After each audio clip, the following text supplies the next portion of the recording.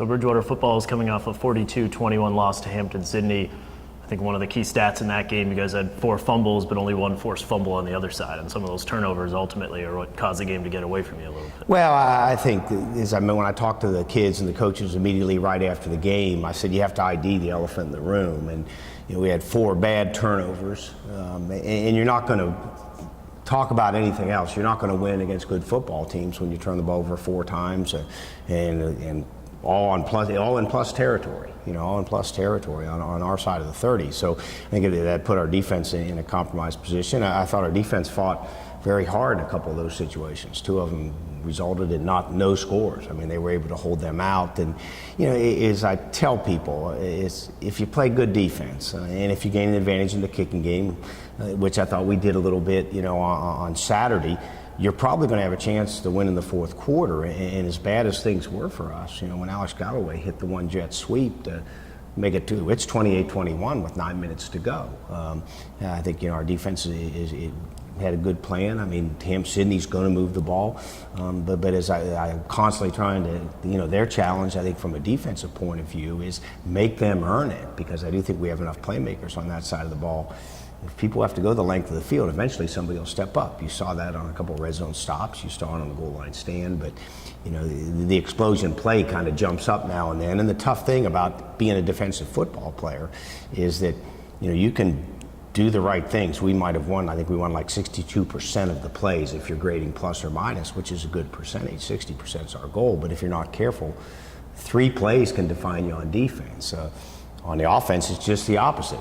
3 or 4 good plays can make up for a lot of mistakes. So, but I do think this, as bad as things, as difficult as things were, the stuff that we're dealing with are correctable problems. I didn't walk off that field saying these people, I wouldn't play them again tomorrow. This was just such a physical mismatch, I wasn't able to compete. And I think as long as our kids realize that, hang together, because the challenge we face, and which I told them on Monday morning, is that it's a great thing about football.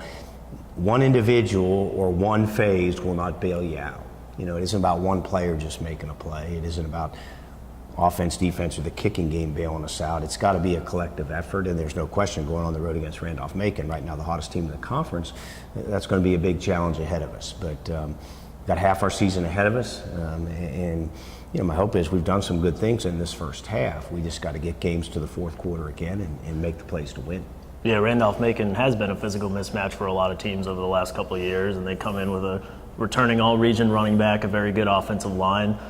I think your front 6 has played really well this year. They're not particularly big, especially at defensive tackle. So how do you match up with a team that's going to be really strong on the line? Well, I think you got to get other people involved in run support, and I do have a lot of respect for Trey Frederick. Hoy, the super back they have, has been a good back, and they've been nemesis of ours the last couple of years. But I also think that we've shown against the W&L that had a good running game, that we're capable of containing a good running team. I think we're capable of making people earn it. And my hope is when you go against Randolph-Macon, that's going to be a short, grinded out game. I mean, they're not a pace tempo team, neither are we. And it's going to be a game of probably limited drives, limited opportunities, and you better take advantage of the ones you have. That being said, they're hot. I mean, they've outscored their opponents the last 2 weeks, 73-0 in the first half. But they've also played with opponents that have helped them. That have allowed kicks to be blocked, that have turned the ball over, that have, made bad decisions in the kicking game, that gave Macon field position. And I will say this: when we go on the road to play Randolph-Macon, haven't been there before. I'm looking forward to the challenge. But they're not a team that needs my help. I think we have to be sound, we have to be secure, we have to make them earn it on defense, we have to be secure with the ball on offense, and then we're plenty capable of competing against the people on our schedule. We got to improve. I think our kids see that. I think their attitude's been pretty good.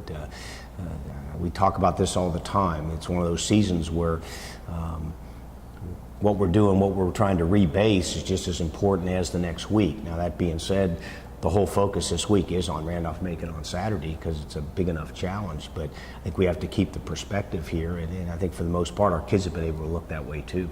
Now, on the other side of the trenches, Randolph-Macon also very tough on the defensive line. We haven't talked much about your offensive line, but coming in, you had now 4 new starters. I think they've played pretty well at times. What have we gotten out of that unit? How are they coming together as a season? Well, I think what's happened to injury, really, not mentioning names, we were down a couple people the last week, and that kind of shows up a little bit, trying to get a collective unit. We don't have a lot of those people. You're right. We have 2 former tight ends that will be starting their 6th football game in the offensive line down there against Randolph-Macon. But I do think that's a work in progress. I think Coach Lem just does a fantastic job with them.